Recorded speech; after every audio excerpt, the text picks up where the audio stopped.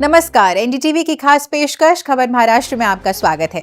आज हम आपको बताएंगे महाराष्ट्र सरकार के बड़े फैसले, नई योजनाएं और वो अहम कदम जिनसे राज्य तेजी से विकास की राह पर आगे बढ़ रहा है। शुरुआत करते हैं आज की पहली बड़ी खबर के साथ। महाराष्ट्र के लाखों किसानों को आर्थिक राहत देने के उद्देश्य से मुख्यमंत्री देवेंद्र फडणवीस और उप मुख्यमंत्री एकनाथ शिंदे तथा उप मुख्यमंत्री सुनेत्रा पवार के नेतृत्व में शुरू की गई पुण्य श्लोक अहिल्या देवी होलकर शेतकरी कर्ज मुक्ति योजना 2026 अब अपने अंतिम चरण में पहुंच गई है। सहकारिता विभाग ने इस योजना के बारे में एक विस्तृत जानकारी वाली पुस्तिका जारी की है। इस पुस्तिका में योजना के नियम, योग्यता की शर्तें और ऑनलाइन प्रक्रिया को स्पष्ट रूप से बताया गया है। जुलाई के दूसरे हफ्ते से पात्र किसानों को लाभ की राशि सीधे उनके लोन अकाउंट में मिलनी शुरू हो जाएगी। इस योजना के 3 स्तरीय प्रावधान के तहत 2 लाख तक के बकाया कृषि ऋण वाले किसानों का पूरा कर्ज माफ किया जाएगा। वहीं 2 लाख से अधिक बकाया वाले किसानों को वन टाइम सेटलमेंट योजना का लाभ मिलेगा। नियमित रूप से ऋण चुकाने वाले किसानों को 50,000 तक की प्रोत्साहन राशि दी जाएगी। महा आईटी के माध्यम से पूरी प्रक्रिया में आधार प्रमाणीकरण को अनिवार्य किया गया है। योजना का लाभ प्राप्त करने के लिए पात्र किसानों को अपने बैंक या आपले सरकार सेवा केंद्र पर जाकर आधार प्रमाणीकरण कराना अनिवार्य होगा। राज्य में महिला किसानों को सशक्त बनाने के लिए एक ऐतिहासिक कदम उठाते हुए विधानसभा ने महाराष्ट्र महिला किसान सशक्तिकरण विधेयक 2026 पर विस्तार से चर्चा की। ये क्रांतिकारी विधेयक खेती में सक्रिय महिलाओं को आधिकारिक पहचान और महिला किसान प्रमाण पत्र प्रदान करेगा।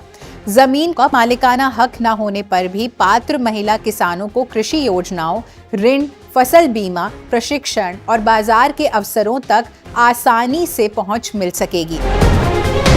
सोलापुर शहर की यातायात समस्या को दूर करने के लिए एनएचएआई द्वारा प्रस्तावित एलिवेटेड कॉरिडोर परियोजना को लेकर मुंबई में मुख्यमंत्री देवेंद्र फडणवीस की अध्यक्षता में एक उच्च स्तरीय बैठक आयोजित की गई। ओल्ड पुणे नाका से बोरामणि नाका तक लगभग 9.5 किलोमीटर लंबा 4 लेन वाला कॉरिडोर करीब 1000 करोड़ की लागत से बनाया जाएगा, जिससे शहर के चारों ओर एक प्रभावी रिंग रोड विकसित होगी। उन्होंने रेलवे, वन विभाग और नगर निगम को भी आपस में मिलकर काम करने और तय समय सीमा के अंदर सभी प्रशासनिक काम पूरे करने के निर्देश भी दिए हैं।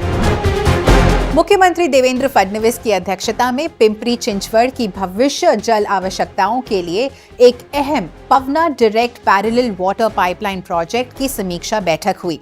देवेंद्र फडणवीस ने कहा कि शहर में पानी की जरूरतों को ध्यान में रखते हुए ये प्रोजेक्ट किसानों के साथ बातचीत, आपसी भरोसे और उनकी सहमति से ही आगे बढ़ाया जाएगा। उन्होंने प्रशासन को निर्देश दिया कि पुणे मेट्रोपॉलिटन क्षेत्र के लिए साल 2050 तक का पानी आपूर्ति का एक मास्टर प्लान तैयार किया जाए। ये प्रोजेक्ट पवना बांध से निगड़ी वाटर ट्रीटमेंट प्लांट तक साफ पानी को पहुंचाने में मदद करेगा, जिससे शहर में पानी की लगातार सप्लाई बनी रहेगी। मुंबई में मुख्यमंत्री देवेंद्र फडणवीस की अध्यक्षता में राज्य स्तरीय उच्च शक्ति सतर्कता और निगरानी समिति की एक बैठक आयोजित की गई। अनुसूचित जाति एवं अनुसूचित जनजाति अधिनियम के तहत दर्ज मामलों में दोषियों को सजा दिलाने की दर बढ़ाने और मामलों के शीघ्र निपटारे के लिए मुख्यमंत्री देवेंद्र फडणवीस ने अधिक अपराध वाले जिलों में फास्ट ट्रैक कोर्ट स्थापित करने के निर्देश दिए हैं। मुंबई के विधान भवन में मुख्यमंत्री देवेंद्र फडणवीस और क्यूबेक के इंटरनेशनल रिलेशंस मंत्री क्रिस्टोफर स्कीट तथा उनके प्रतिनिधिमंडल के बीच एक बैठक आयोजित की गई। मुख्यमंत्री देवेंद्र फडणवीस ने बताया कि भारत में आने वाले कुल विदेशी निवेश का 40% से अधिक हिस्सा महाराष्ट्र में आता है। उन्होंने एआई, साइबर सुरक्षा और क्वांटम कंप्यूटिंग जैसे क्षेत्रों में क्यूबिक के साथ साझेदारी करने में राज्य सरकार की रुचि भी जताई। महाराष्ट्र की उद्योग अनुकूल नीतियों की सराहना करते हुए क्रिस्टोफर स्कीट ने पेंशन फंड संस्थानों के जरिए बड़े निवेश को बढ़ावा देने और राज्य के विभिन्न टेक्नोलॉजी क्षेत्रों में लंबे समय की साझेदारी की इच्छा भी जताई। तो ये थी इस हफ्ते की बड़ी और अहम खबरें। ऐसे ही अपडेट्स के लिए देखते रहिए एनडीटीवी की खास पेशकश खबर महाराष्ट्र।